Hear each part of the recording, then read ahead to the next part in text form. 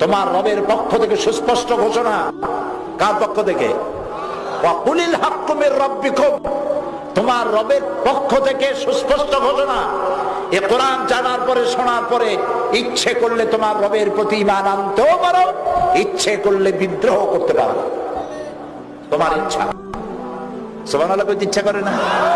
এখানে তো আল্লাহ বলেন নাই আমার উপরে ঈমান আনবে না রাসূল, নবী রাসূল তোমাকে যারে পাঠাইলাম ঠ্যাং ভাঙে দাও, কল্লা ধরে উঠাইয়া হাতে উঠায় দাও, বলেছে এরকম? না।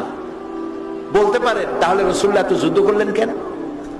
রাসূলের সমস্ত যুদ্ধ ছিল ডিফেন্সিভ, অফেন্সিভ নয়।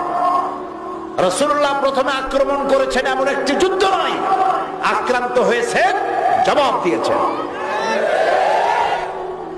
তুমি আমারে মারবা আর আমি বলবো হাতে ব্যথা পাইছেন নাকি, আরেকখান থাপ্পড় দিয়ে আমার দাঁত বাকিগুলো ভালাই দেন। ইসলাম এরকম না। এই কোরআনের ভিতরে আল্লাহ তাআলা বলেছেন সন্ত্রাসের বিরুদ্ধে, একজন মানুষকে যদি কেউ হত্যা করে ফাকান্নামা কাতালান নাস জামিআ, যদি কেউ একজন মানুষকে হত্যা করলো সেজন্য পৃথিবীর সব মানুষকে হত্যা করলো। আর যদি কেউ একটা মানুষকে বাঁচাই দিল সেজন্য সারা পৃথিবীর সব মানুষকে বাঁচাই দিল।